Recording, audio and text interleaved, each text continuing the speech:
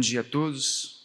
Estamos aqui mais uma vez reunidos, em espírito, hoje, domingo pela manhã, para estarmos em adoração de maneira coletiva ao nosso Pai.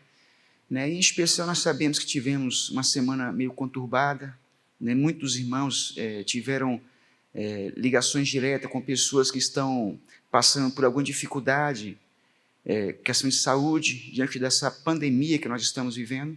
Alguns membros da igreja, inclusive, estão com os sintomas.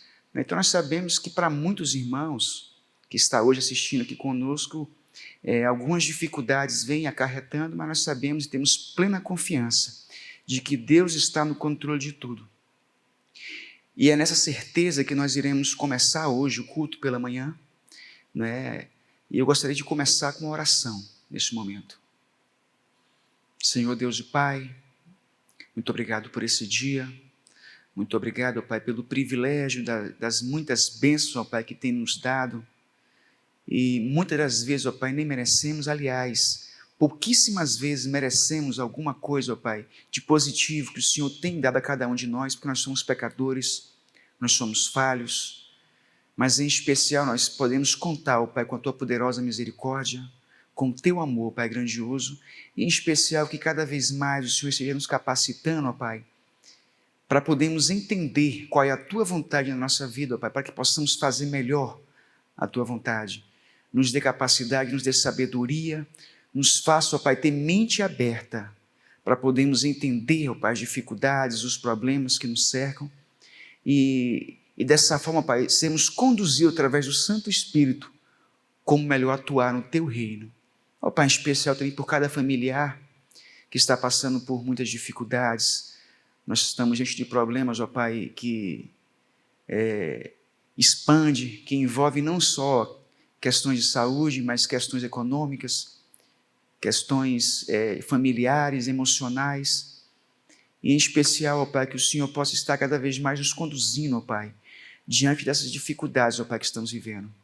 E que, diante disso tudo, Pai, podemos, no final das contas, levantar nossa mão, ó Pai, glorificar o Teu santo nome e continuarmos tendo certeza, ó Pai, da Tua segurança, da confiança que nós temos no Teu Filho, Jesus Cristo. Obrigado por tudo e seja com cada momento desse culto que estaremos apresentando, ó Pai, e servindo no nome santo de Jesus. Amém. Bom dia, olá irmãos, é um muito prazer que nós estamos aqui mais uma vez na internet para louvar e agradecer o nome do nosso Senhor neste culto. Este é um momento musical e primeiramente nós vamos cantar a música Vem Desfrutar do Amor de Deus, você e a sua casa. Paz e harmonia Ele quer, Ele traz para nós.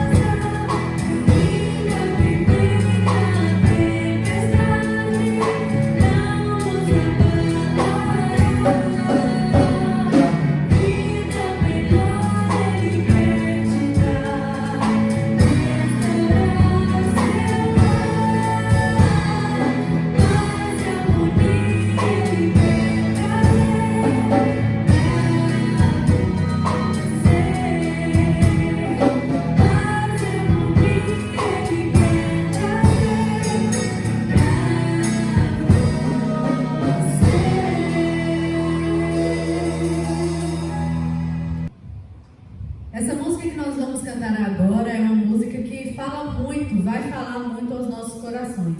Nós sabemos que Deus é um Deus de aliança, é um Deus de promessa, é um Deus que não esquece do seu povo, é um Deus que tem cuidado e carinho conosco. Então nós vamos refletir mediante esta música.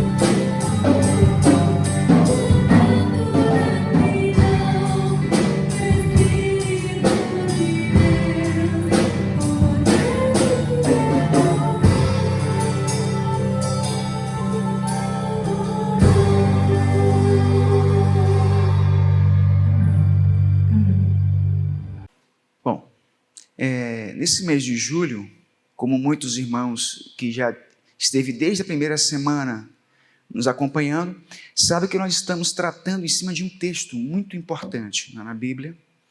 E hoje, como não vai ser diferente, iremos ler, mas a princípio ler apenas o versículo principal dele, que está em João 3, versículo 30, que diz: convém que ele cresça e que eu diminua. Não é? Esse é o texto.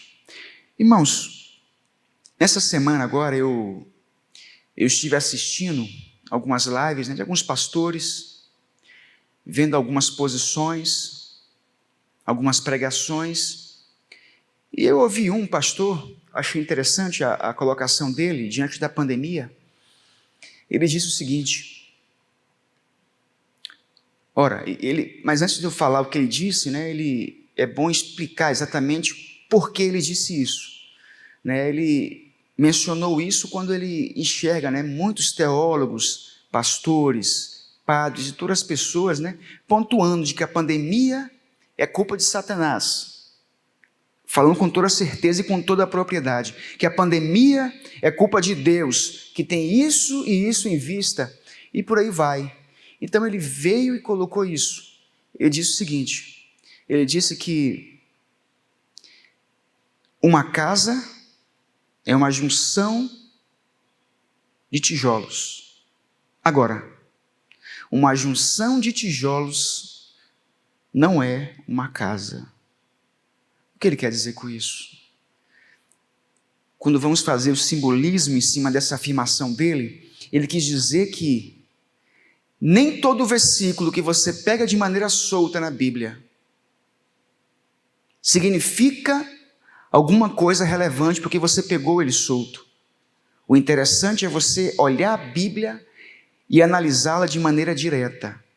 Versículos soltos compõem qualquer ideia, não é? E nós vemos isso claramente quando Satanás, quando esteve no deserto, ele tentou Jesus Cristo.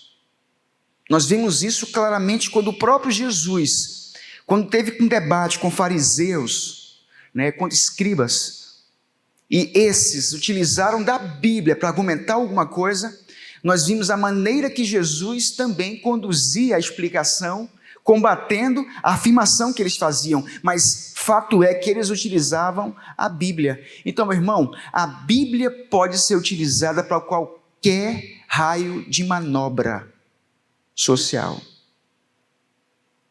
Um versículo solto necessariamente não quer dizer aquilo.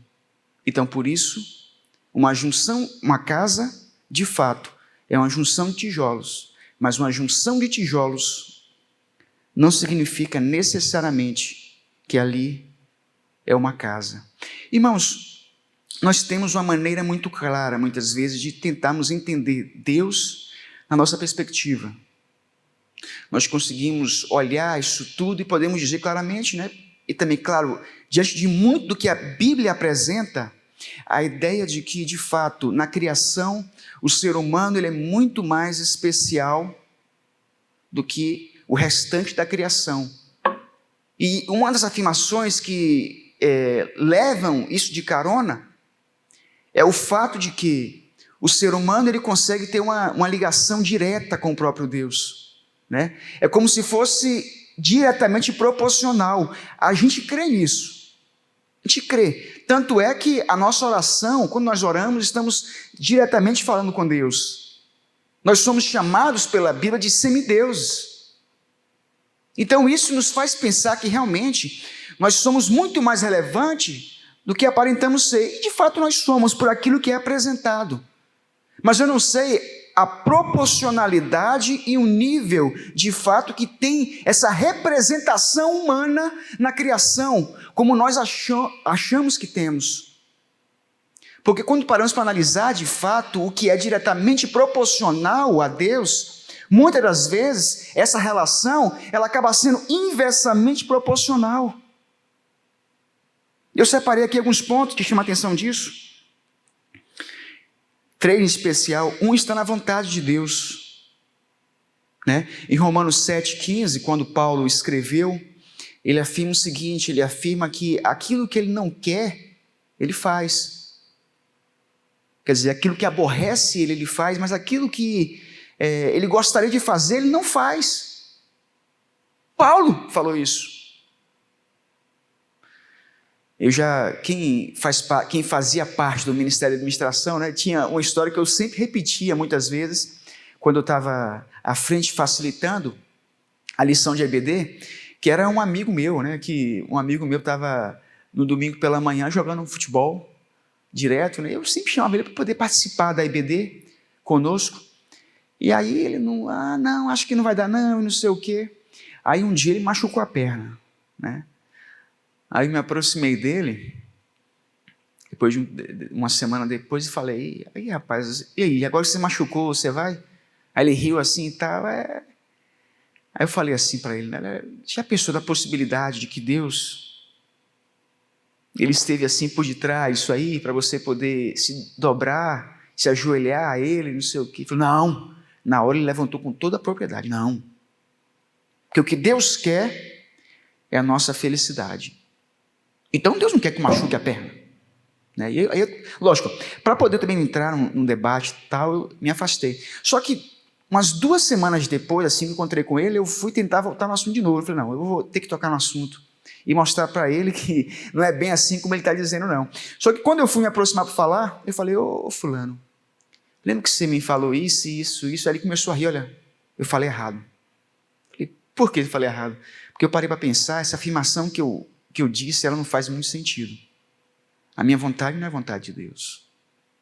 E isso muitas vezes confunde, né? E a Bíblia mesmo fala que é melhor você perder o pé, não estou dizendo que é o caso dele, é melhor você perder o pé, perder uma mão, do que todo o seu corpo ser jogado no inferno. É uma afirmação, meus irmãos. Às vezes, para você poder crescer, amadurecer, muitas vezes, você precisa topar com um sofrimento determinado, com algum tipo de circunstância que lhe faça sofrer, ou lhe faça perder algumas noites de sono. Porque você sabe, eu sei, que nós como seres humanos somos seres muito imaturos. Nós acompanhamos muitas pessoas que já têm mais de 60 anos, 70, 80, cometendo os mesmos erros que já cometeram no passado, parecendo que vão se tornando mais criança do que mais adulto. Né? Então o ser humano ele é constantemente esse aprendizado. A figura mais madura que você encontrar em alguma área, se você analisar, né, com presteza, se você analisar de maneira correta, como alguém analisa, vai ver que no cérebro dele, algumas áreas da vida dele, ele ainda age de maneira imatura. Esse é o ser humano. Esse é o ser humano. Então podemos dizer que a vontade de Deus é diferente da nossa. Só que, em cima disso, nós também sabemos que a felicidade do homem não é a felicidade de Deus. Olha, irmãos, eu nem vou entrar em detalhes com relação à vontade de Deus sobre isso, mas eu já conheci pessoas que participam da igreja, que têm um envolvimento com a igreja e têm algumas posições, até muitas vezes polêmicas com relação a isso. Eles dizem o seguinte, eles falam que, não, mas eu não vou para a igreja, mas eu estou bem com a minha família, fazendo uma viagem final de semana tal na praia. Ele se posiciona assim, Deus quer minha felicidade, eu estou lá. Na visão dele, Deus compactua com essa ideia de que você pode ser feliz se você negligenciar a obra dele.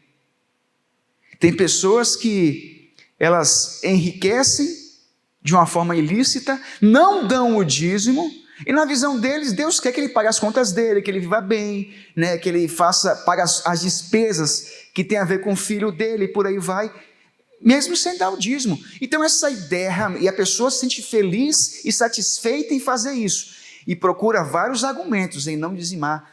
Eles procuram a negligência, o fato de satisfazerem as suas necessidades, indo atrás das suas alegrias e felicidades, que isso não é alegria. Nós sabemos que pela palavra, a alegria, quando é aqui dita, é uma questão espiritual. Então vamos dizer que são alguns momentos felizes, e eles acham de que Deus é cúmplice dessa negligência. Por quê? Porque eles partem do princípio que o filho, ou a criatura, quando está feliz, Deus também está. Isso é, como eu mencionei, inversamente proporcional. E tem um terceiro aspecto também, que tem a ver com a glorificação, não é? Meus irmãos, Deus sendo glorificado não quer dizer necessariamente que o ser humano também é glorificado e exaltado. É bom deixar isso claro. E muitas vezes o ser humano sendo exaltado, Deus não vai ser glorificado. É inversamente proporcional. E é exatamente esse terceiro ponto, na vontade de Deus, de maneira inversamente proporcional, que João Batista fez essa afirmativa. A maneira que nós temos de glorificar o nome dele, de exaltá-lo, é nos dar a condição de nos humilharmos, para que ele possa crescer. Não é? Eu separei aqui também um segundo texto, que está em Mateus 7. Mateus 7, versículo 13. Quem estiver em casa aí, estiver com a Bíblia em mãos, esse é um momento bom de você acompanhar. É um texto muito conhecido, não é? As duas estradas, mas aqui no caso é chamado por portas, viu? Entrai pela porta estreita. Abre parêntese. Larga é a porta e espaçoso o caminho que conduz para a perdição, e são muitos os que entram por ela. E versículo 14 diz, porque estreita é a porta e apertado o caminho que conduz para a vida, e são poucos os que acertam com ela. A gente sempre tem uma visão de que parábola é aquela historinha bem contada, que tem início, meio e fim de Jesus. Mas nós sabemos que o objetivo da parábola é justamente aquele simbolismo. Nós sabemos isso hoje. Não quer dizer necessariamente que alguma daquelas parábolas que Jesus citou, ela tenha acontecido de maneira literal. Não quer dizer que não aconteceu. Não quer dizer que é tudo uma ficção, né? Tem a ver com o objetivo, o porquê Jesus falava cada uma daquelas parábolas. E aqui nós estamos diante de uma, né? Que tem a mesma intenção. Quando ele menciona as duas portas, Jesus não quer dizer de maneira literal de que assim que você passar para a próxima etapa da sua vida, que for o céu ou se for o inferno, você irá cruzar algum tipo de porta. Ele não fala de maneira direta isso, mas ele diz de maneira clara de que a porta mais estreita que você passar, ela não é atrativa. E a porta larga, ela é. A porta estreita, ela sempre tem espaço para menos pessoas para poder passar por ela. E ela é menos atrativa. Um exemplo claro, né? Eu vou citar aqui alguns. Eu, algum tempo atrás, estava mexendo estava em alguma reforma na minha casa. O que aconteceu? Nessa reforma, eu fui pesquisar alguns preços de portas, né, ali para colocar. E ali eu vi eu nunca tinha sentido o quão caro é madeira, né? A gente sempre achava que uma coisa de inox era mais cara, uma coisa de metal, de vidro, tinha um preço mais diferenciado. Mas ali eu senti no rim o que era o preço de uma madeira. E porque também, claro que a procura aumenta, né? Quem está procurando algum tipo de material e tal, com uma coisa rústica, a madeira tem tudo a ver. Então, com o aumento da demanda, da procura, né, pela madeira, consequentemente o preço da madeira vai ficando mais caro, e hoje nós temos menos madeiras produzindo, não é? Então, eu achei lá portas de mais de R$1.000, eu falei, eita, essa porta eu não vou comprar não. Acho que uma porta de 60, 70 está bom para mim, né? E é uma porta mais simples, bonita, mas mais simples. E essa porta que era mais de R$1.000, ela não era só mais bela. Às vezes o material que ela tinha com relação a uma porta mais barata era o mesmo. Só que era uma porta larga, cara, que exige mais material para você fazer. Ela é mais chamativa. E meus irmãos, quando você está diante de uma porta grande, você sempre acha, né, às vezes num jogo, às vezes em algum filme, uma coisa que você acompanha, mesmo que você não tenha lidado diretamente com uma porta dessa, mas já viu em alguma ficção como funcionam essas portas, você sabe que o que tem atrás daquela porta é algo muito importante. né? É mais ou menos uma porta de entrada para o salão principal do reino. O rei está lá, está sentado, e aquela porta gigantesca, chamativa, é a porta onde a pessoa vai entrar. Então, quando ela chega ali, já olha, já fica antes de entrar, já bastante, digamos assim, emocionado, fala, opa, já está na minha energia. A porta já é o início daquela energia que o indivíduo vai ter quando passar por ela. Vê a importância que é naquilo que está do outro lado da porta, né? Então, um salão de festa muito bem feito, um lugar muito chique, uma porta bem larga, bem grande, é bastante chamativa, né? Quer dizer que alguma coisa muito importante e chamativa está do outro lado. E uma porta pequena, mais estreita, dá uma ideia de que aquele cômodo não é tão significante. É mais ou menos como um depósito na sua casa. Sabe aquele depósito que você, bem pequeno, né? Eu fui também, nessa reforma que eu fiz, né? A menor porta que eu pude achar lá, para o depósito, né? Botar uma vassoura, né? Uns balos, um negócio ali, né? Que você não pode botar em outro cômodo da casa. Eu botava nesse depósito, e eu procurei a porta mais estreita para colocar nesse depósito, né? Não é tão chamativo. Então perceba que a própria porta em si, se ela é maior, ela passa uma mensagem, se ela é menor, ela passa outra mensagem nesse mundo em que nós vivemos. É bom deixar isso bem claro. É bom deixar isso bem claro, porque como eu disse, a visão que o ser humano tem, ela é inversamente proporcional, muitas vezes, do que a visão do reino, do que a vontade de Deus.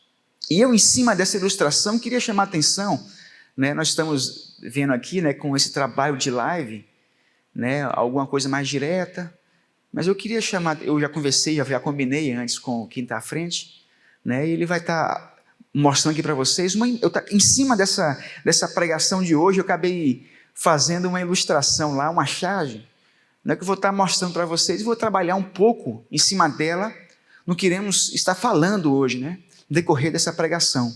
Então fiquem atentos a essa imagem, que vai ser apresentada. Irmãos, perceba nessa imagem que nós temos aqui duas coisas muito incomuns. Mas a primeira delas, e a mais chamativa, está no tamanho da porta, né? Com toda certeza, a primeira é mais ou menos naquele ache os 7 erros. Se você ver lá, tem sempre aquele que é mais fácil de você achar, que você bate o olho lá rapidamente, você já visualiza. Esse é o erro. Então, com toda certeza, quando você olha para essa imagem, a primeira coisa que você olha aqui é essa porta pequena, não é? O que significa essa porta pequena? Porque Jesus chama a atenção para uma porta estreita. Pois bem, a porta pequena, se você para analisar, não é todo mundo que pode passar por ela. Há duas maneiras de você passar por ela. A primeira delas é você se transformar num ser bem pequeno. Você precisa ser pequeno para passar por ela. A segunda maneira, é meio difícil imaginar isso, né? A segunda maneira é ajoelhado. É no chão, com a cara no chão. Você precisa se dobrar, ajoelhar para passar por ela. Essa é a primeira mensagem que nos mostra. A porta que não é chamativa, a porta pequena, a porta que poucos passam, apenas aqueles que são pequenos que podem passar por ela. Aqueles que se ajoelham, que se humilham, é quem pode passar por ela. E quando vemos a Bíblia, nós vemos Jesus muitas e muitas vezes. Aliás, isso que eu vou estar falando aqui para vocês não é nada novo. Com toda certeza, nós vimos na pregação na semana passada com o pastor Nemi, nós vimos o pastor Edival falando a mesma coisa também com relação à humildade. Não tem como você pegar esse texto de João Batista e não aplicar na humildade do cristão. É impossível você fazer qualquer tipo de ligação e não associar a essa mensagem. E nós vemos isso. Jesus, quando ele fala nas bem-aventuranças, a primeira delas é o quê? Bem-aventurados pobres de espírito, porque deles é o reino dos céus. Jesus, quando lava os pés do discípulo, ele passa a mesma mensagem. Quando nos chama a negar a si mesmo, você precisa negar a si mesmo, pegar a sua cruz e me seguir. Meu amigo, seja humilde. A sua vontade, o seu desejo, as suas ganâncias, elas não precisam ser saciadas em cima de outras coisas mais importantes. Até mesmo isso você deve colocar atrás da minha cruz. Então, se humilhe, seja pequeno e me siga. Que é a mesma mensagem que fala em Mateus 5,16, que a nossa luz precisa resplandecer entre os homens para que ele seja glorificado. O que é a luz entre os homens? Meus irmãos, a primeira característica da luz entre os homens é o amor. E você demonstra amor quando você também demonstra humildade. A gente sempre vê opiniões, né, a respeito do amor, porque fala, cada um tem sua maneira de mostrar amor. A gente sempre vê, porque muitas vezes a gente tem uma visão de que o amor é uma coisa muito bem padronizada. A gente não consegue, a gente vive numa sociedade, quando se fala de amor, a primeira coisa que passa na cabeça, né, é o eros, é o homem e mulher. Mas essa visão do eros, pelo menos dentro do cristianismo, né, ela começou a ser muito mais titulada, né, pensada em primeiro lugar, a partir da Idade Média. Não tinha isso antigamente. Mas para você amar, uma das grandes características que Paulo apresenta aqui é você apresentar a humildade. Então Jesus, na Bíblia, ele passa o tempo todo nos chamando para isso.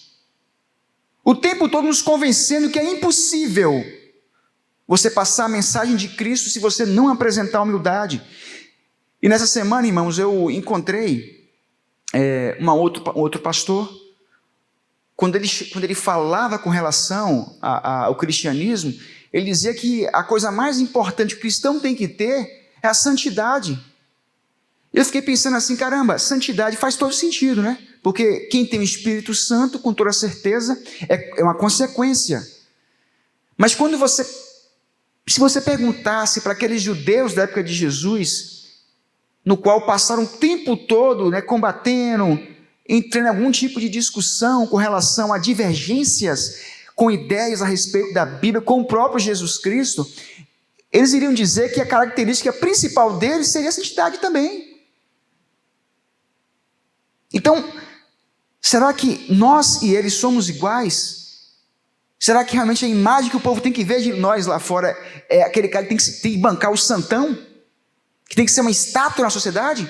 Parada, que faz tudo certo? Meus irmãos, a imagem principal que tem que ser passada por cada cristão é o amor. Você o alcança, você passa a mensagem de Jesus Cristo quando você age com amor. E para você agir com amor, é necessário que você, antes disso, haja com humildade. Antes de cada coisa dessa, você precisa agir com humildade, você ser pequeno. Porque se você for grande, com toda certeza, com relação ao próximo, o amor que você vai demonstrar para ele, ou vai dizer que tem, meu irmão, não é o amor de Deus. Não é o amor ágape. Então, quando falamos de humildade, existem áreas, né? Áreas de fáceis percepções, que nós conseguimos ver que tem algum tipo de falta de humildade. Eu separei aqui umas 3 áreas que eu gostaria de conversar com os irmãos. A primeira delas está na questão do status, né? E quando a gente fala em status, sempre passa uma ideia de uma questão financeira, né? Que é uma classe social e tal. De fato é. Mas não é só. Existem aquelas pessoas que elas se escondem atrás de títulos. E onde está o problema nos status? Os status, existe um problema quando você acha que por você ter alguma coisa ou ter determinado título, se vê no direito de ter privilégio com relação ao outro. Quando você imagina isso, então a sua humildade já ficou lá atrás há muito tempo. E essa semana passada agora, nós vimos algo semelhante ao que eu mencionei né, que foi o caso daquela fiscalização que teve, né, sanitária, no Rio de Janeiro, quando ele estava lá, o fiscal estava analisando os lugares lá e falou, né, isso aqui não pode acontecer na pandemia e tal. E aí ele foi conversar com uma pessoa e falou, olha, cidadão, não é assim, cidadão não, engenheiro civil, se escondeu atrás de um título. E esse é só um exemplo de alguém que falou, porque tem milhares de exemplos de pessoas que não precisam falar, elas sempre fizeram isso, elas sempre deram valor a títulos, elas sempre davam valor ao bolso que você tem, aquilo que você tem na sua conta de banco, aos bens que você tem. É o valor que atribui às demais pessoas e é o valor que atribui a ela mesma. Então os status é um problema, mas não é só status. Status a gente fala assim como primeiro porque é a primeira coisa que passa na cabeça, que dá uma ideia de que humildade sempre está associada à pobreza, não é? E não é bem isso a proposta que é apresentada na Bíblia. A segunda coisa é sobre conhecimento, né? Status e conhecimento. Tem pessoas que elas se acham tão capazes, tão inteligentes, que elas nem sequer se dão trabalho em querer conversar com aquele que ele considera abaixo dele ou inferior. Esse indivíduo não tem nem informação tal, nem vou perder meu tempo conversando com ele. E tem aqueles também que é totalmente contrário a esse.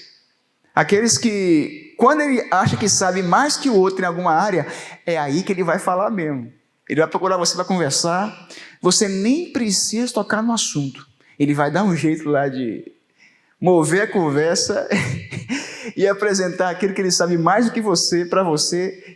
Essa semana, algum tempo atrás, né, um conhecido, ele se aproximou de mim, e alguém que conversa muito sobre ele e tal, e ele entrou no assunto. Quando eu fui ver, eu falei pouca coisa, estava só ouvindo, né? Quando eu fui ver, eu percebi que ele estava dando detalhes de uma burocracia, de uma coisa que eu nem precisava saber e nem tinha perguntado nada. E falei, meu Deus do céu, até onde essa conversa vai? E fiquei lá parado, até que eu falei, olha amigo, eu vou precisar sair, não vou poder ficar. Eu precisei dar uma pausa. Mas por que foi naquela conversa? Por que precisava expor aquilo? Às vezes, para algumas pessoas, acaba sendo um mecanismo de defesa, né? A pessoa quer se sentir aceita e tal, e ela acha que se ela mostrar que sabe alguma coisa, vai ser aceita. Mas grande parte das pessoas, elas querem sempre procurar ser superior às outras. E é um grande problema isso. Porque agora vamos entrar no terceiro ponto. Falamos de status, nós falamos de conhecimento. E o terceiro ponto, ele é um ponto muito perigoso dentro do cristianismo. É o ponto da verdade. Como assim a verdade? Tem pessoas que usam da verdade para se pôr sobre a outra. Eu separei aqui, eu mencionei algum tempo atrás que eu estava lendo um livro, né? E eu sou uma pessoa que quando eu leio alguns livros interessantes, eu sempre levanto pontos que eu acho interessantes e anoto, né? Eu salvo um arquivozinho meu lá e tal, sempre para poder eu voltar a lembrar e tal, porque são coisas muito interessantes. E eu mencionei aqui que eu li um livro, né, de Mark Day Baker, que é um famoso psicólogo nos Estados Unidos, né, que é Jesus, o maior psicólogo que já existiu. Eu separei aqui um trecho que tem tudo a ver com o nosso tema hoje. Eu vou dar uma lidinha aqui, peço licença aos irmãos no que nós iremos ler, né? Mas eu achei interessante e pertinente. Porque se eu for parafrasear, talvez eu vou pular alguma palavra, alguma ideia aqui, que ela aqui está muito mais norteada do que a maneira que eu vou apresentar. Então é muito bom nós lermos para entendermos exatamente a ideia do autor sobre isso, né? Ele diz o seguinte: quando eu estava na faculdade, isso ele mencionando, um grupo de cristãos da contracultura costumava fazer pregações nos pontos mais frequentados do campus, né? Um deles pregava a mensagem de Jesus com toda a força. Eu ficava impressionado com a sinceridade e o poder da sua convicção. Tive certeza, depois de ouvi-lo durante meses, de que ele devia ter conseguido converter muitas pessoas. Certo dia perguntei-lhe: então, quantas pessoas vocês conseguiram atrair para Cristo com seus discursos? Para minha surpresa, a resposta foi: na verdade, nenhuma. Mas isso não importa. É a nossa missão. Olha ele falando, né? Ele tinha firme convicção de estar fazendo a coisa certa. O resultado não era tão importante quanto a sinceridade com a qual ele estava executando a tarefa. Nunca duvidei da sua autenticidade, mas questionei se o simples fato de ser sincero fazia com que estivesse certo. Na verdade, eu conhecia dezenas de alunos de faculdade que ficavam irritados com sermões e se afastavam daquele Deus sobre o qual ele estava pregando, porque não queriam aproximar-se de alguém que parecia não lhes dar importância. Esse pregador ignorava a importante verdade que Jesus exercitava. Ser ao mesmo tempo fortemente convicto e, atenção, bastante flexível requer uma grande força de caráter. As pessoas maduras conseguem ser corajosas o suficiente para se comprometerem com a verdade, permanecendo abertas à possibilidade de estarem erradas com relação à maneira como a percebem. É assim que o conhecimento e a humildade se relacionam. Jesus disse: os homens humildes são muito mais afortunados, porque a pessoa rígida é a que mais sofre com a sua rigidez. Olha que interessante.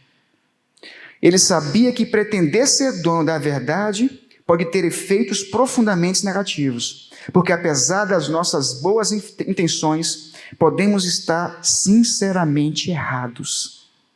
Não confundam a sinceridade com a verdade. Vocês podem estar sinceramente errados. E o mais interessante disso tudo é porque hoje nós estamos lidando com pessoas que se dizem cristãs, e quando elas vão debater com você, argumentar alguma coisa, elas apresentam dados a você e premissas que ela nem mesma crê naquilo. Mostram fontes que ela mesma não confia nas fontes que ela apresentou. Por quê? Porque o objetivo dela, quando vamos analisar como conclusão, no final das contas, o objetivo dela é simplesmente ganhar a discussão em cima de você. Ela não está procurando a verdade. Ela não busca a verdade. Ela quer simplesmente, na discussão, ela sair vitorioso. E é esse modelo de sociedade que a humanidade viveu por muitos anos. E vamos continuar encontrando problemas quando todo mundo quiser ter razão. E quando tem a razão, ainda age de maneira irresponsável, que foi o caso que o psicólogo aqui apresentou. Irmãos, nós estamos vivendo um período onde está muito claro que pessoas, elas querem sempre sobrepor sobre as outras. Elas sempre querem se sentir mais importante que as outras. E às vezes a religião é só mais uma ferramenta para essas pessoas. Ou seja, elas estão na igreja, mas a partir do momento que ela encontrar a possibilidade dela apontar o dedo para a outra e se fazer superior sobre a outra, ela vai fazer. Porque a religião é só um meio para o fim.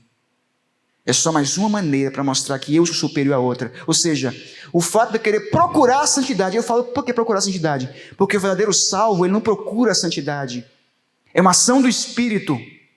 É guiado a fazer a coisa certa. É guiado a parecer mais com Jesus Cristo. Mas quando falo de muitos religiosos, eles procuram a santidade. E a maneira que eles têm, que eles acham de pontuar aquilo que eles têm de santo é em diminuir o outro. Porque já que você não pode chegar perto de Jesus Cristo, e eu preciso me parecer destacado, o que eu faço então? Eu preciso diminuir o outro.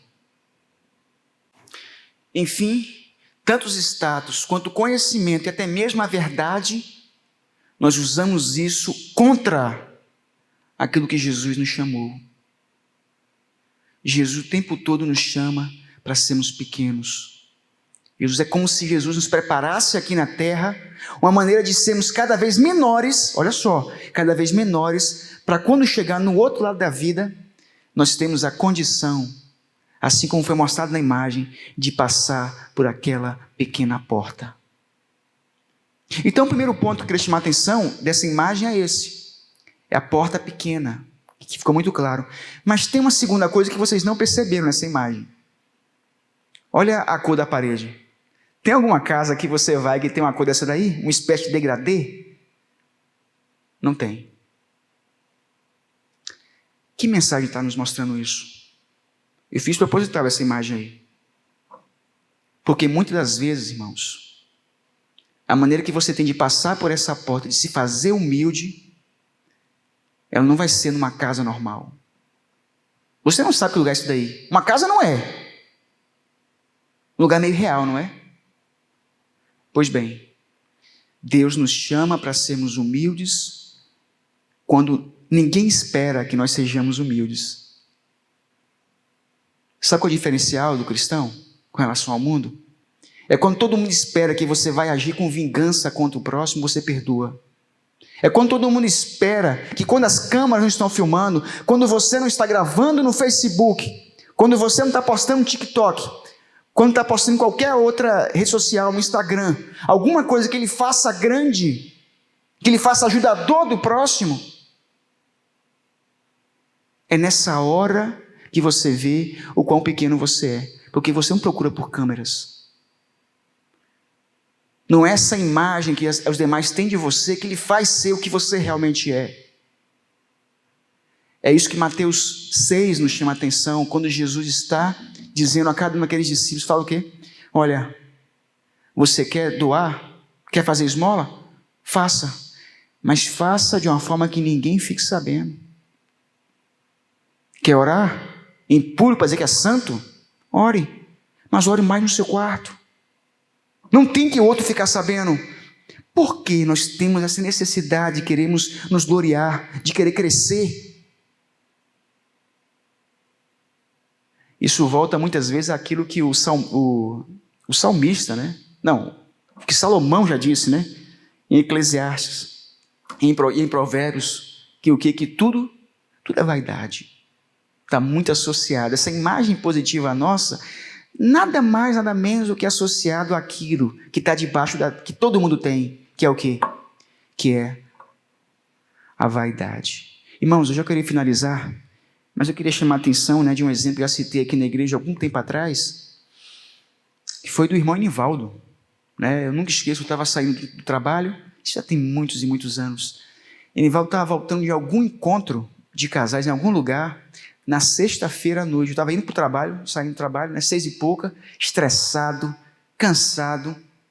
Aí eu vi uma imagem que me fez refletir bastante, que foi dele chegando, sorrindo, cantando. Ele estava tendo encontro lá, né? E faltava pouco tempo para começar o encontro. E tinha que pegar um monte de coisa aqui de mesa, não sei o quê. E ele veio aqui, entrou aqui. Eu só olhando, ele cantando. Ele veio aqui, desceu e pegava a mesa sozinho.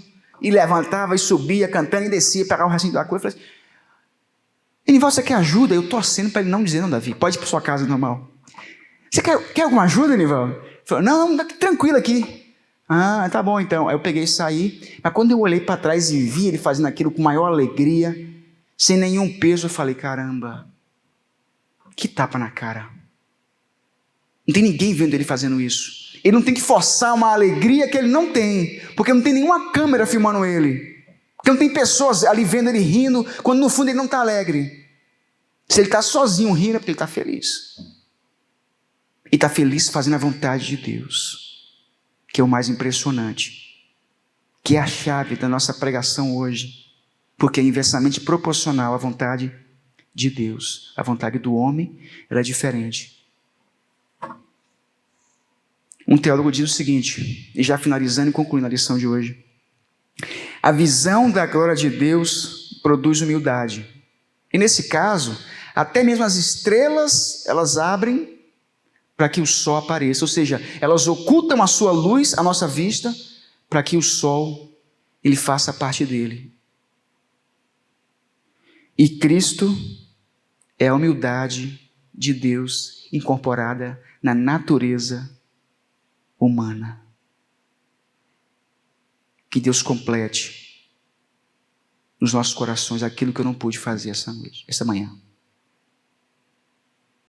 Sabemos que todos nós passamos por dificuldades e não seríamos capazes de suportá-las sem estar com Deus, sem estar próximo a Deus e sem depositar a nossa confiança, o nosso fardo no Senhor. Então, para finalizar este momento de culto, nós vamos cantar "É meu, somente meu, todo o trabalho".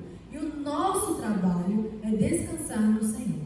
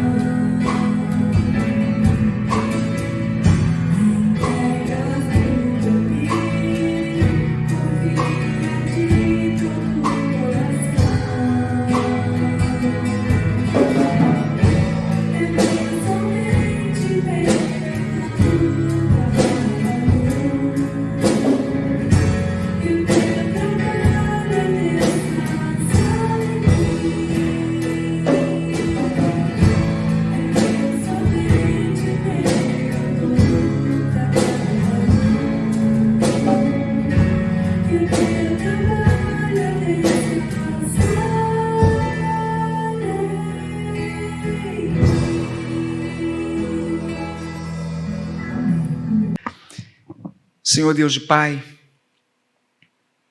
muito obrigado mais um dia, ó Pai, pela vida. Muito obrigado pelas muitas alegrias, pela saúde. Ó Pai, nós sabemos que Tu, ó Pai, operas de maneira misteriosa aos nossos olhos. Tu às vezes usa, ó Pai, de maneiras que não nos agrada para nos passar uma mensagem, para nos fazer crescer, nos fazermos compreender, ó Pai, melhor esse mundo em que vivemos. E muitas vezes, ó Pai, em especial, vim te pedir, ó Pai, que cada vez mais seja nos reforçando, nos preparando, para que possamos compreender melhor a Tua vontade. Para que possamos, ó Pai, ter mais satisfação em fazer aquilo, ó Pai, que agrada o Teu santo nome. Fazer aquilo, ó Pai, que vem engrandecer o Teu reino, e não a cada vida humana. Que o Senhor possa estar, ó Pai, cada vez mais atuando, fazendo a Tua vontade no nosso coração. E se precisar, ó Pai, muitas vezes, ter que mexer nos pauzinhos, ter que nos fazer colocar em situações desconfortáveis, ter que nos fazer, ó Pai, muitas vezes, apanhar diante de alguma adversidade, para que possamos crescer, para que possamos ter mais convicção, para que possamos só vir acrescentar no Teu reino. Então, ó Pai, mexa no nosso coração e nos faça, ó Pai, compreender ela. Em especial, ó Pai, por cada família, por aqueles também que estão passando por dificuldades e por tudo que foi aqui hoje lido, cantado, pregado. Que o Senhor possa estar, ó Pai, de alguma forma atuando no coração de cada um, ó Pai, que ouviu nessa manhã e que vai estar também ouvindo na semana, ó Pai, o que foi aqui dito. Leve em paz, ó Pai, aos nossos lares, a cada um de nós que está se expondo, seja no trabalho, seja em casa, alguma coisa, ó Pai, alguma precisão que nos faça sair dos nossos lares, ó Pai. Que o Senhor possa estar nos protegendo, se for de tua vontade. Obrigado por tudo, nos dê uma semana de paz, no nome santo de Jesus. Amém.